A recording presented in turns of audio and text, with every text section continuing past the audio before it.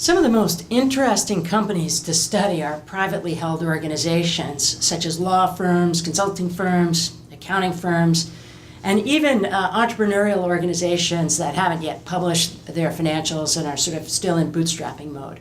Okay? How do you actually analyze them when the numbers are hard to find? Well, the key here is to be creative, is to try to find a way to measure the return on invested capital in these organizations.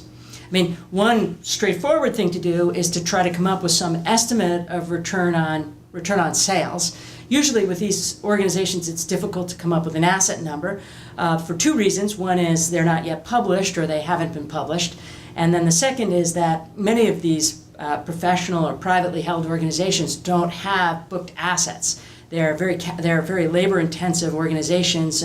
Think of a law firm. A law firm typically doesn't own a lot of assets. It runs on salaries. So it often makes sense to look at return on sales here. What you need is some measure of the difference between revenues and costs in order to be able to calculate return on sales.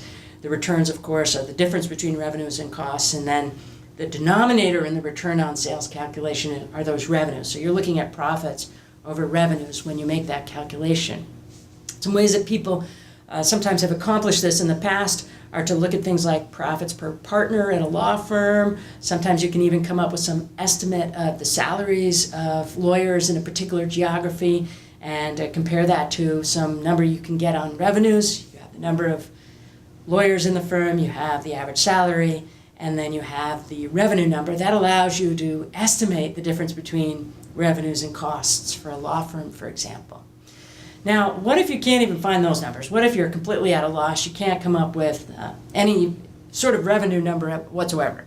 Well, you can try to come up with proxies. You can look at, let's say, the number of offices of a professional services firm. You can try to estimate revenues by looking at some sort of average for revenues per office and multiply that number by the number of offices. Ultimately, you've got to get creative here. What we're interested in doing is comparing a particular business unit to its peer group in terms of total return on invested capital. And I'm open to pretty much any creative mechanism for making that comparison.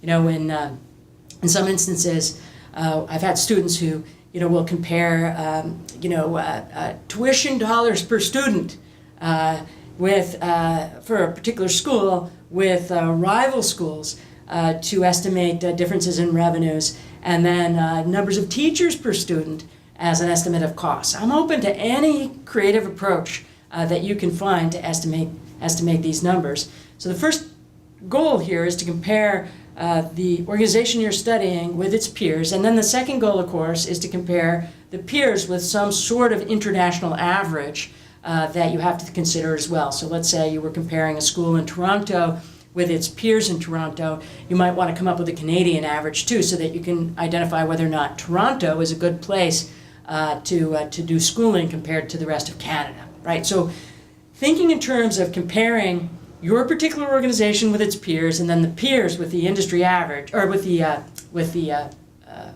economic average, is the key to unlocking this thing. If you can't make any headway at all, then you should probably change your topic. If you can't figure out any way at all to come up with these estimates, then it may make sense to find another topic for the project itself.